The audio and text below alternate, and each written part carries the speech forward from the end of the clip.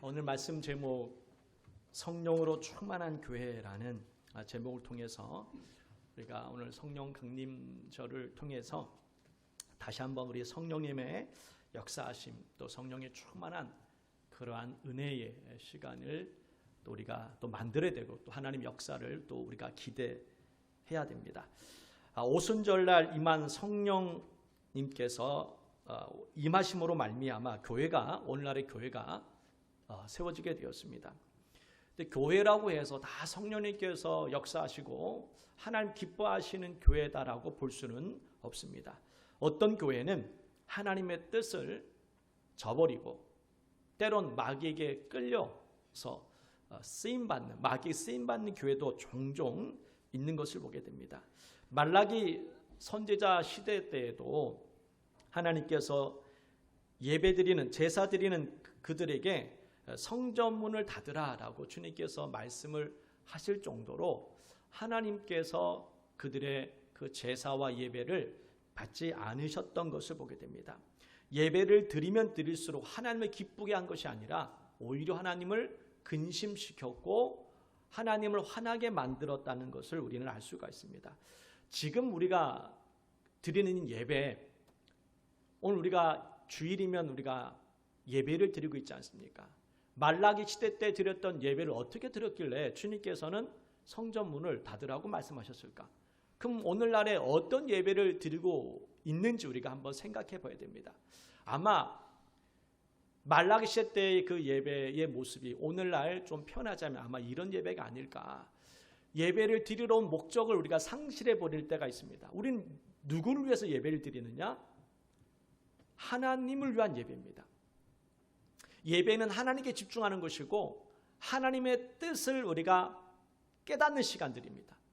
그런데 예배에 들어오면서 딴 생각을 하게 됩니다. 뭐 예를 들면은 오늘 찬양이 이렇게 못해 뭐 이런데 이런 것만 생각하고 또 누구 옆에 옷자리를 보면서 옷을 교회인데 저런 옷을 입고 왔어. 물론 속으로 얘기하겠죠. 누가 대놓고 얘기하겠습니까? 속으로 그런 것만 하는 겁니다. 어울리지 않게 귀걸이 하고 왔네. 뭐 이런 식으로. 이러한 모습으로 우리가 예배를 드리고 있다면은 그는 주님이 기뻐하시는 예배는 아닐 겁니다. 제가 작년에 이제 대학원에 공부 좀 하고 싶어서 대학원에 이제 다녔을 때 그때 이제 경건하는 게 있어요. 경건회 예배를 드립니다.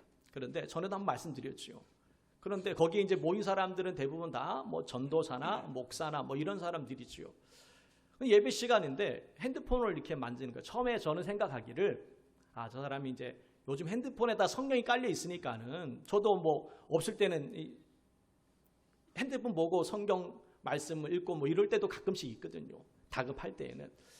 그렇게 하는 것처럼 제가 생각해서 저 성경을 안 가져와 가지고 핸드폰으로 성경을 보나라고 생각해서 이제 보고 있는데 계속 보고 있어요. 옆에서 보는데 뭐 얼마 바로 앞에 옆에 앉았으니까 잘 보이잖아요.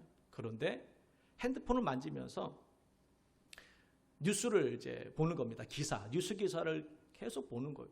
좀 있다가 이제 카톡을 하는 겁니다. 계속 예배 끝날 때까지 이제 그렇게 하는 거예요. 예배 끝날 때까지. 그러면 과연 그것은 주님이 기뻐하신 예배일까? 예배를 드리러 왔는데 물론 뭐 강제 참여이기 때문에 어쩔 수 없이 우리가 예배를 드리는 수밖에 없는 상황이었지만은 그래도 예배를 드리는 그 모습은 아니었다라는 겁니다. 우리 대도순복음교회 성도들은 그렇게 핸드폰을 만지고 그렇지는 않을 거라 생각을 합니다. 만약에 그럼에도 불구하고 이런 사실을 알고 있음에도 불구하고 여전히 딴 생각을 하고 있고 딴 마음을 품고 있고 핸드폰을 만지고 있다면은 둘 중에 하나입니다. 이 어리석은 사람이죠.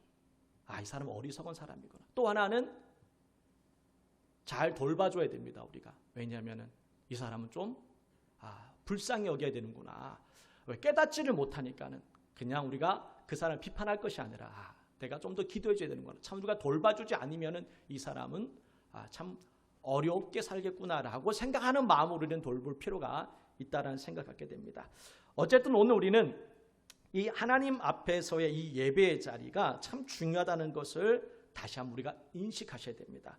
하나님은 이 말라기 선지자를 통해서 하신 말씀처럼 영적인 문이 닫혔습니다. 말라기 선지자 이후에 400년이라는 시간 동안 주님께 침묵하셨습니다.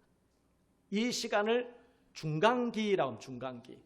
구약과 신약 그 사이 400년 동안 말라기가 죽고 난 이후에 하나님께 선지자를 보내지 않으셨습니다. 하나님의 침묵이 있었습니다. 성전 문이 닫혔습니다. 영적인 문이 닫힌 거예요. 400년이 지나고 나서 이 침묵을 깨뜨리는 사람이 등장을 합니다. 누굴까요? 세례 요한입니다. 세례 요한. 400년이 지나고 나서 400년 동안 선지자를 보내지 않으셨는데 세례 요한을 보내시면서 하신 말씀이 있었습니다. 회개하라, 천국이 가까웠느니라 라는 이 말씀을 선포하면서 회개를 외치면서 그렇게 하나님께서는 보내주셨습니다. 이스라엘이 멸망당한 그 이유는 회개하지 않아서 멸망을 당했다는 사실입니다. 죄를 지은 것에 대한 심판이었지만은 그러나 그들이 회개하고 돌아왔다면 좀 달라졌을 수 있었는데 그들은 회개하지를 않았다는 겁니다. 그래서 멸망당한 겁니다. 따라합니다. 회개 없이는 구원이 없다. 회개 없이는 구원이 없습니다. 회개 없이는 하나님의 임재도 없습니다. 마태복음 3장 1절 2절 말씀과 고린도후서 7장 말씀을 같이 이어서 읽겠습니다. 그때에 세례 요한이 이르러 유대 광야에서 전파하여 말하되 회개하라, 천국이 가까이 왔느니라. 하나님의 뜻대로 하는 근심은 후회할 것이 없는 구원에 이르게 하는 회개를 이루는 것이요, 세상 근심은 사망을 이루는 것이라. 자, 구원에 이르게 하는 것이 뭐냐? 회개입니다. 그래서 회개를 통해서 우리 하나님 앞에 더 가까이 나갈 수가 있습니다. 예수님 당시에도 사람들이 여전히 성전에서 제사를 지냈습니다. 예배를 드렸습니다. 그런데 하나님께서 세우신 이 성전을 제사장들과 서기관들, 바리새인들은 하나님의 집, 기도하는 집을 강도의 소굴로 바꾸었다라고 주님께서 책망하셨습니다. 예수님 너무 화가 나셔서 성전에서 장사하는 사람들을 다 내쫓으셨습니다. 교회 주인이 누구일까? 교회 주인은 하나님이십니다. 그런데 교회의 주인, 성전의 주인이 제사장이 되어버리고 다른 바리새인이 되어버렸다는 사실. 교회 주인이 목사가 되어버린다든지 중직자들이 되어버린다면은 그 교회는 하나님의 집이 이제 아닌 게 된 겁니다. 강도의 소굴로 돼버린 겁니다. 사람이 주인이 돼버리면 그것이 교회가 될 수 있겠습니까? 교회는 하나님이 주인이십니다. 성령님께서 세우신 교회입니다. 그렇기 때문에 우리는 이 교회가 얼마나 중요한지를 깨닫고 이 교회의 주인은 내가 아니라 중직자들이 아니라 목사가 아니라 성령 하나님이심을 분명히 우리가 아셔야 됩니다. 자, 성경에서 말하는 교회는 뭘까? 교회는 건물을 말하는 것이 아니라는 것은 여러분 수없이 들으셔서 아실 거예요. 이 건물 자체가 우리는 교회라고 부르지만은 그러나 진정한 교회는 이 건물 자체를 말하는 것이 아닙니다. 고린도전서 3장 16절 말씀에 보면요, 너희가 하나님의 성전인 것과 하나님의 성령이 너희 안에 계시는 것을 알지 못하느냐. 자, 이 말씀을 잘못 오해하게 되면은 교회라는 것이 건물은 아니구나. 그러면 건물은 필요 없다라는 그런 생각을 가질 수 있습니다. 그러나 교회는 건물이 필요합니다. 이 건물 자체가 하나님의 임재를 상징하는 것은 아니지만은 그러나 교회는 굉장히 중요한 역할을 합니다. 그래서 바울이 했던 이 말씀, 하나님의 성전인 것과 너희가 하나님의 성전인 것과 성령이 너희 안에 계시는 것을 알지 못하느냐? 그럼 우리가 교회구나. 그러면 교회라는 건물은 필요 없다라고 생각하셔는 안 된다는 겁니다. 바울은 그렇게 힘든 순간에도 교회를 세웠습니다. 교회가 있어야 모일 수 있기 때문에 그렇습니다. 어떤 사람은 교회가 뭐 중요하냐? 내가 하나님의 성전인데, 그래서 교회에 오는 것을 그렇게 요즘 많은 분들이 교회에 오는 것을 이렇게 좋아하지 않는 사람이 있습니다. 그런 사람들을 가나안 교회 성도라고 합니다. 교회가 뭐 중요하냐, 내 신앙생활 잘하면 되지, 이런 생각을 가지고 교회에 안 나오는 사람들이 종종 있는데 그것은 굉장히 위험합니다. 교회 건물이 하나님의 능력은 아니지만은, 교회 건물이 예수님을 있다, 예수님이 계신다라고 표현할 수는 없지만은, 그러나 교회가 존재해야 우리가 모일 수 있고, 모여야 또 하나님의 일들을, 또 하나님을 섬길 수가 있는 겁니다. 신앙생활을 하기 위해서 교회는 필요하다는 겁니다. 성경은 분명히 우리에게 모이라고 말씀합니다. 한번 읽겠습니다. 마태복음 말씀과 히브리서 말씀을 우리 함께 읽습니다. 시작. 두세 사람이 내 이름으로 모인 곳에는 나도 그들 중에 있느니라. 모이기를 피하는 어떤 사람들의 습관과 같이 하지 말고 오직 그날이 가까울 일을 볼수록 더욱 그리 하자. 아멘. 그렇기 때문에 가끔씩 어떤 목사님은 교회가 필요 없다, 교회가 뭐 중요하냐, 그냥 우리가 교회다, 우리끼리 모이면 된다라고 가르치는 목사님이 있습니다. 틀리다고 생각하지 않아요. 그렇지만은 교회는 분명히 필요하다는 것도 여러분 아셔야 됩니다. 성경에 나오는 말씀을 우리가 앞뒤 문맥을 잘 살펴야 되는데, 그 구절만 보면은 잘못된 해석을 할 수가 있다는 겁니다. 그렇기 때문에 여러분도 이 말씀만 딱 가지고 우리가 이렇게 살면 되겠구나 하시면 안 돼요. 왜 그 말씀을 했는지 앞뒤 문맥을 잘 보고 성경 전체 흐름은 뭔지도 잘 살펴서 성경을 해석해야 잘못된 해석을 되지 않습니다. 여러분, 이단들도 성경 가지고 이야기를 합니다. 성경에 없는 이야기를 하는 것이 아니라 성경에 있는 이야기를 가지고 우리를 유혹을 합니다. 그렇기 때문에 조심하셔야 된다는 겁니다.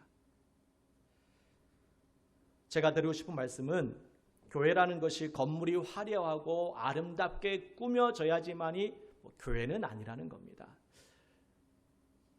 지하에 있다 할지라도, 교회가 정말 보잘것없는 교회라 할지라도 모일 수 있는 공간이 있다는 것이, 그것이 교회가 된다는 것을 말씀드리려고 하는 것이지, 교회이기 때문에 잘 꾸미고 아름답게 해야 하나님이 기뻐하신다, 그 말은 맞는 것은 아니에요.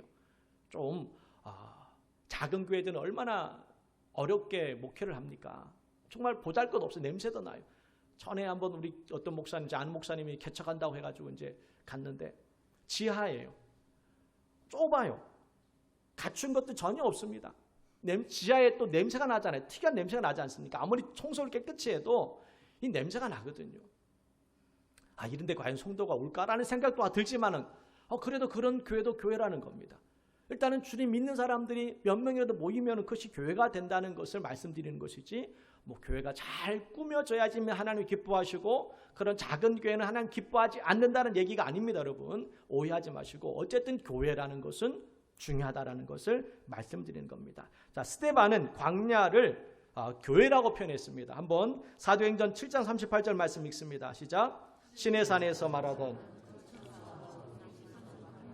광야 교회에 있었고 또 살아있는 말씀을 받아 우리에게 주던 자가 이 사람이라.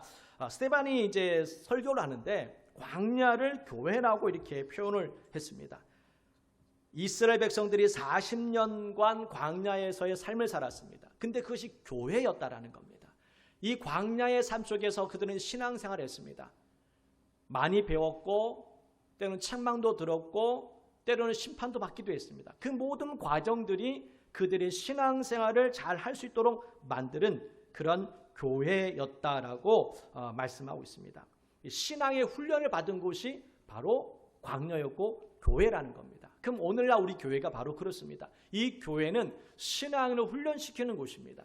그래서 신앙을 성장하도록 만드는 역할이 교회의 역할이기 때문에 우리는 그래서 모여야지만이 우리가 이 교회를 교회답게 만들 수 있는 겁니다. 제사장과 서기관들과 바리새인들은 교회를 강도의 소굴로 만들어 버렸습니다.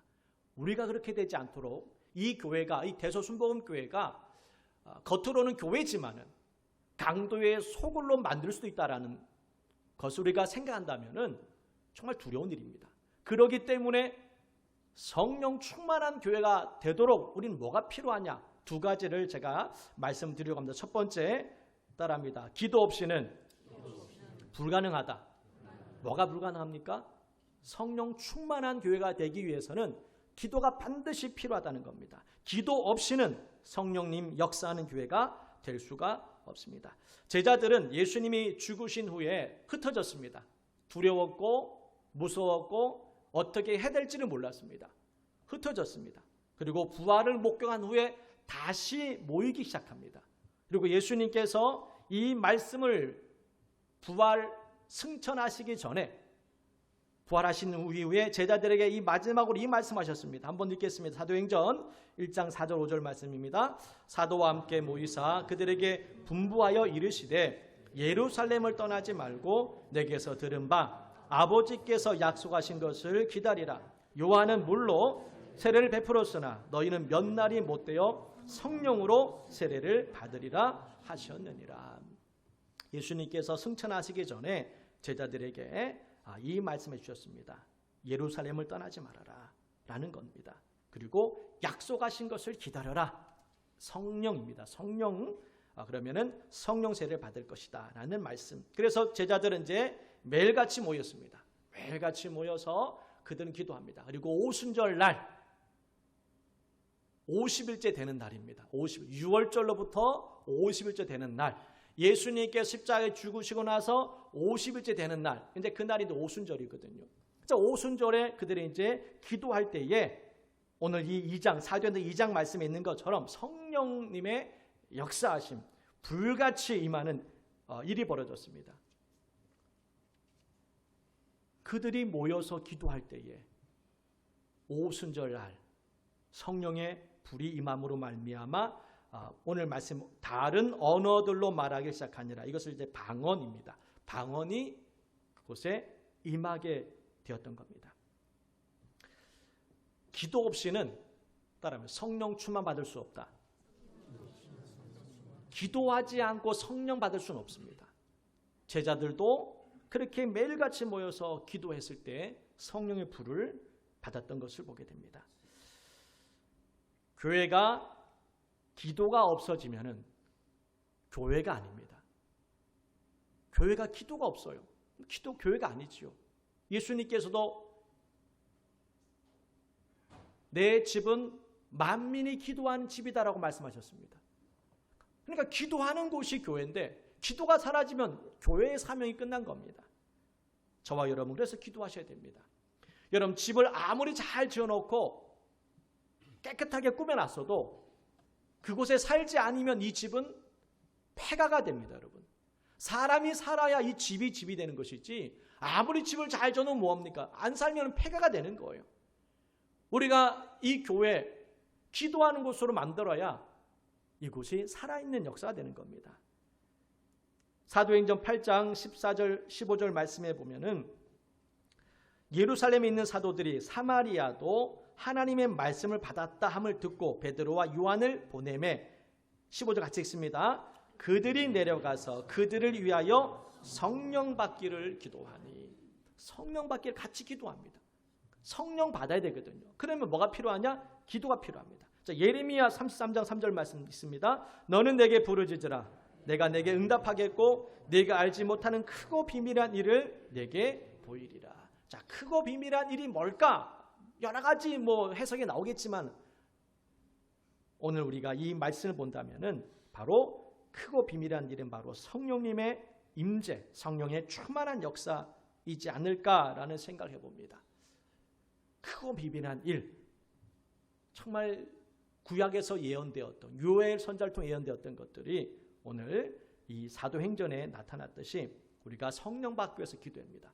내일부터 우리가 한 주간 성령 기도회를 시작합니다. 5일간의 월요일부터 금요일까지 우리가 성령 충만, 성령님의 임재를 우리가 소망하며 간절히 바라는 마음으로 기도를 하는데 여러분 꼭 같이 참석하시기를 주님의 이름으로 축복합니다. 아멘은 안 할 줄 알았지만 진짜 많이 안 하시네. 다시 한번 우리 옆 사람한테 우리 기도회를 참석합시다. 우리 기도회 한번 참석합시다. 예. 예. 세 분의 목사님을 모셨습니다. 5일 동안 여러분이 아시는 분도 아시겠지만 어쨌든 제가 5일 동안 제가 2번 인도하고 세 분의 목사님을 하루씩 이렇게 인도하도록 제가 초청을 했는데 여러분 같이 우리가 기도할 때에 하나님의 역사는 분명히 나타날 줄 믿습니다. 그것이 없으면은 우리의 수고는 헛됩니다. 베드로가 밤이 새도록 수고를 했습니다. 근데 그 고백이 뭔지 아십니까, 여러분? 밤새도록 수고를 했는데 뭐라고 고백하냐면 얻은 것이 없사오니라고 고백합니다. 기도 없이 우리의 인생을 살아간다는 것은 바로 마치 그렇습니다. 하나님 없이 살아간다는 인생은 바로 그런 겁니다. 수고는 종일토록 하는데 얻는 것이 없어요. 왜? 기도가 없으니까는. 얼마나 어리석은 삶입니까? 그런데 베드로가 예수님 말씀 한마디 듣고 금을 내렸더니 그 모든 헛수고가 아니었던 것을 깨닫게 됩니다. 이 말씀에 순종한다는 것, 주님과 함께 한다는 인생이 얼마나 중요한지를 그때 베드로가 깨닫게 되잖아요. 우리도 신앙생활을 그렇게 오래 했음에도 불구하고 그렇게 수고를 많이 했음에도 불구하고 열매가 없는 이유, 그 이유를 우리가 알아야죠. 왜 또 헛수고를 하면서 하려고 합니까? 기도가 필요합니다. 반드시 기도를 통해서 해결되는 것들이 있습니다. 기도하지 않으면 해결되지 않는 것들이 분명히 있어요. 마태복음 18장 18절 19절 말씀 같이 읽습니다. 시작. 진실로 너희에게 이르노니 무엇이든지 너희가 땅에서 매면 하늘에서도 매일 것이요 무엇이든지 땅에서 풀면 하늘에서도 풀리리라. 진실로 다시 너희에게 이르노니 너희 중에 2 사람이 땅에서 합심하여 무엇이든지 구하면 하늘에 계신 내 아버지께서 그들을 위하여 이루게 하시리라. 할렐루야. 하늘에서 여러분 왜 묶여 있습니까? 왜 묶여 있어요? 땅에서 왜 묶여 있나? 오늘 말씀해 보면은요, 2 사람이 땅에서 합심하여 무엇인지 구하면 하늘에 계신 너희 하나님 아버지께서 이루어 주신다라고 말씀합니다. 기도만이 내 인생에 묶여있던 것들이 풀어질 수 있다는 겁니다. 그리스도인의 삶은 그렇다는 거예요. 세상 사람들은 열심히 노력하면 해결되는 것들이 많아요. 그러나 우리는 다릅니다. 왜? 우리는 주님께 묶여있는 사람들입니다. 주님과 얽매여 있는 사람들이에요. 그래서 우리는 이 세상적인 방법으로 통하지 않는 게 너무 많아요. 하나님이 주신 방법을 통해서만이 해결되는 것들이 있다는 겁니다. 그것이 바로 뭐냐? 기도라는 겁니다. 기도해라. 너희가 받지 못함은 구하지 아니함이라. 내가 문제는 내가 노력이 안 해서 내가 최선을 다해서가 아니라 내가 종일 동안 수고를 안 해서가 아니라 거기에 기도가 빠져 있었구나. 2 사람이 때로는 2 사람이 함께 기도해야 되는 경우도 있구나. 나 혼자서 기도해도 되지만은 어떤 문제는 같이 기도해야 되는 것도 있구나라는 것을 주님께 우리에게 말씀하는 겁니다. 그래서 기도하셔야 되는 것이고 기도를 해야 되는 겁니다. 2 번째로는요, 애통함과 회개가 있어야 성령 받을 수 있습니다. 따라하겠습니다. 애통함과 회개가 있어야 성령을 받을 수 있다. 우리 시편 말씀과 마태복음 말씀 읽습니다. 시작. 여호와는 마음이 상한 자를 가까이 하시고 충심으로 통회하는 자를 구원하시는도다. 애통하는 자는 복이 있나니 그들이 위로를 받을 것이며.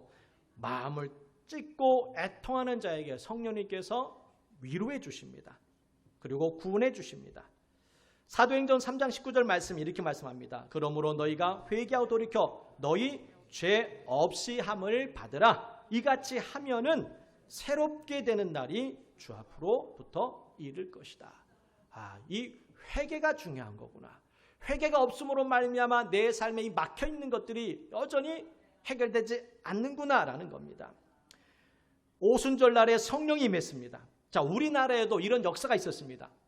성령의 역사하심이 우리나라 기독교 역사에도 있었습니다. 1907년도에 장대행 교회에서 이 성령의 임재와 역사가 일어났습니다.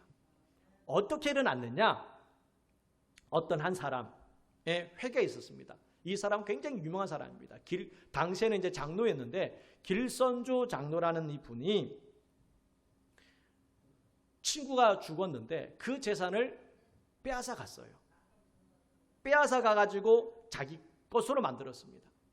그런데 이 사실을 그 많은 사람들 앞에서 고백을 합니다. 내가 내 친구가 죽었을 때 그 돈을 내가 빼앗았다.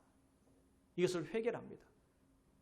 여러분, 장로 당시 때 이 장로였고 존경을 받는 사람이었고 꽤 지체 가문이 좋은 집안이었습니다. 부끄러운 일이잖아요. 근데 그것을 고백을 합니다. 내가 이런 죄를 지었습니다 라고 회개하자 그때 듣고 있는 수많은 사람들이 나도 이런 죄를 지었습니다 라고 고백을 하며 회개하기 시작합니다. 그때에 성령의 불이 그곳에 임하게 되었던 겁니다. 그래서 그때부터 이 평양에 놀라운 부흥의 불길이 곳곳마다 퍼지기 시작합니다. 이 회개의 역사로 말미암아 나타난 성령의 임재였던 겁니다. 이와 같이 우리도 회개할 때에 성령님 내 안에 임하셔요. 성령님은 거룩한 형이라고 말씀하지 않습니까? 주님은 거룩하신 분이에요. 죄가 있는 것에 역사하지 않습니다. 사도행전 2장 38절 말씀 다 같이 있습니다. 베드로가 이르되 너희가 세례를 받고 죄 사함을 받으라. 그리하면 성령의 선물을 받으리니. 아멘. 회개하라. 그러면은 죄 사함 받게 될 것이고, 그러면 성령이 임하게 되는 겁니다. 죄는 어떻게 해결되는지 아시죠? 올해 신앙에서 오래 했던 사람들은 다 아시겠지만 혹시 이제 교회 나온 지 얼마 되신 분도 있으니 제가 잠깐 말씀드리면은 사람이 몸이 더러워지면은 이제 샤워를 하잖아요. 물로 씻지 않습니까? 그러면 깨끗해지잖아요. 죄는 비슷합니다. 예수님의 그 보혈로만이 씻어집니다. 더러운 것을 묻었을 때에는 비누칠해서 우리가 물로 씻어내듯이 더러운 물은 깨끗한 물로 정화를 시키지 않습니까? 그와 마찬가지 우리의 이 죄의 문제는 다른 방법을 해결할 수가 없습니다. 하나님께 그렇게 만드셨어요. 그래서 죄가 용서받기 위해서는 피를 흘려야 됩니다. 근데 구약 시대에는 그래서 피를 흘렸습니다. 히브리서 9장 22절 말씀 한번 읽겠습니다. 시작. 율법을 따라 거의 모든 물건이 피로서 정결하게 되나니 피 흘림이 없은즉 사함이 없느니라. 그래서 구약 시대에는 내가 죄를 지었을 때 내가 나를 죽일 수 없잖아요. 그래서 나 대신 짐승을, 양을 잡아서, 소를 잡아서 피를 흘렸습니다. 그리고 내가 죽어야 되는데 대신 이 양을 피를 흘려서 대신 죽게 만들었습니다. 그러나 이제는 예수님께서, 죄 없으신 예수님께서 이 땅에 오심으로 말미암아 피를 흘리셨습니다. 그래서 우리 하나님 앞에 나아갈 수가 있는 겁니다. 히브리서 10장 19절 말씀에도 그러므로 형제들아 우리가 예수의 피를 힘입어 성소에 들어갈 담력을 얻었나니. 성소는 아무나 들어갈 수가 없거든요. 그러나 이제는 예수의 피를 힘입어서 예수님의 피로 말미암아 이제 하나님께 나아갈 수 있게 된 겁니다. 요한 1장 7절 말씀 다 같이 읽습니다. 시작. 그가 빛 가운데 계신 것 같이 우리도 빛 가운데 행하면 우리가 서로 사귐이 있고 그 아들 예수의 피가 우리를 모든 죄에서 깨끗하게 하실 것이요. 예수의 피가 우리의 죄를 깨끗게 합니다. 이 죄는 큰 죄든 작은 죄든 사람이 용서할 수 있는 죄든 용서할 수 없는 죄든 예수님의 피는 이 땅의 모든 죄도 깨끗게 하신다라는 것을 주님께서 말씀하시는 겁니다. 자, 법을 지키지 않으면 판사도 감옥에 갑니까? 안 갑니까? 판사도 감옥에 갑니다. 자기가 판결을 하는 판사이지만 죄를 지으면 결국 그도 감옥에 갈 수밖에 없는 겁니다. 죄라는 것이 바로 그런 겁니다. 죄는 우리가 하나님 앞에 가까이 가지 못하게 만드는 겁니다. 그리고 하나님 심판을 받을 수밖에 없는 상황이기 때문에 날마다 회개를 통해서 우리의 삶을 깨끗하고 온전한 삶을 우리는 살아가야 됩니다. 말씀을 정리해 보겠습니다. 성령님이 우리 안에 임하시면은 기쁠까요? 아니면 고통스러울까요? 네, 기쁩니다. 성령님이 우리의 삶을 이끌어 가시면은 우리의 삶은 평안함이 있습니다. 이 좋은 것을 우리는 체험하셔야 됩니다. 그냥 우리 인생을 허비할 것이 아니라 이 좋은 것들을 우리가 누릴 줄 알아야 됩니다. 그러기 위해서 우리가 기도하고 회개를 해야 됩니다. 보면 우리가 뉴스룸에서 늘 자살한 사람 너무나 많습니다. 왜 그들은 자살을 할까요? 삶이 너무 행복해서 자살할까요? 너무 힘들어 자살할까요? 당연히 힘드니까 자살을 하지요. 성령님이 내 안에 오시면은 정말 너무 기쁘고 삶의 소망이 생깁니다. 성령 받으셔야 됩니다. 내 삶이 왜 우울할까? 왜 내 삶이 왜 힘들까요? 성령 안에서의 삶을 살지 않기 때문에 그런 겁니다. 예수님의 제자들도 성령 받기 전에 너무 두려웠고 그 삶이 힘들었습니다. 성령 받고 나니까는 그 모든 삶을 이길 수 있는 힘이 생겼던 겁니다. 환경이 바뀐 것이 아니라 여전히 환경은 똑같지만은 내 마음이 바뀌었던 겁니다. 마음이 바뀌니까 모든 것이 바뀌기 시작한 거예요. 저도 어릴 때 중학교 2학년 때 성령 받고 나서 얼마나 기뻤는지 천하를 얻은 것보다 더 기뻤습니다. 그만큼 성령이 임하면은 내 삶에 정말 암흑 같은 그런 것들이 가득할지라도 능히 이길 수 있는 힘이 내 안에서 찾아오게 돼 있습니다. 그래서 성령 받으셔야 되는 겁니다. 성령 받아야 여러분 우리가 이 잠자는 영혼을 깨울 수가 있습니다. 할렐루야. 우리 영상 하나 보겠습니다. 2분 정도 되는 영상인데 이 타이타닉에 관한 영상인데 여러분 한번 글씨 자막이 크니까는 한번 보시고 이제 마무리하도록 하겠습니다. 영상 한번 틀어주십시오.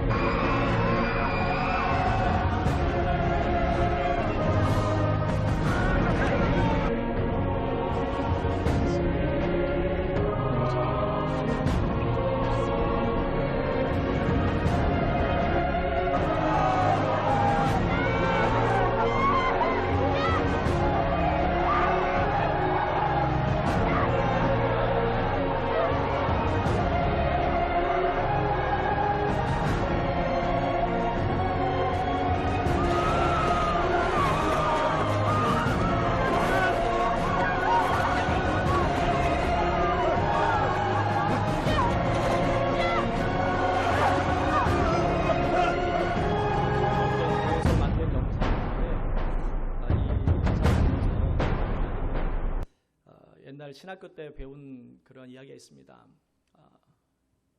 교회는 두 종류 교회가 있다라는 겁니다. 하나는 유람선 같은 교회가 있고 또 하나는 군함 같은 교회가 있습니다.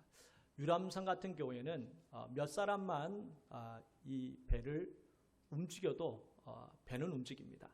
그러니까 대다수는 90%는 다 노는 사람이고 쉬는 사람이고 즐기는 사람이고 10% 정도만 이 배를 책임지고 운항을 해도 이 배는 잘 움직입니다. 군함은 틀립니다. 군함은 쉬는 사람 한 명도 없습니다. 노는 사람 한 명도 없어요. 각자 맡은 위치에 다 있습니다. 그런데 문제는 큰 어려움이 생겼어요. 위기가 생겼을 때에는 이 유람선은 아무런 힘이 없다는 겁니다. 도움을 요청을 해야 되는 상황이에요. 특별히 싸움이 생겼을 때에 적이 쳐들어왔을 때에는 속수무책입니다. 그러나 군함은 위기 상황에서 사람을 구할 수도 있고 또 그 싸움에서도 이길 수 있는 힘이 있습니다. 어떤 교회를 만들 것이냐. 유람선 같은 교회로 만들지 않도록 우린 기도하셔야 됩니다. 그리고 여러분도 마찬가지. 내 인생이 유람선 같은 인생을 살려고 하지 마십시오. 지금은 당장 편하고 즐거울지 모르지만 그러나 위기 순간에 다 무너져 버립니다.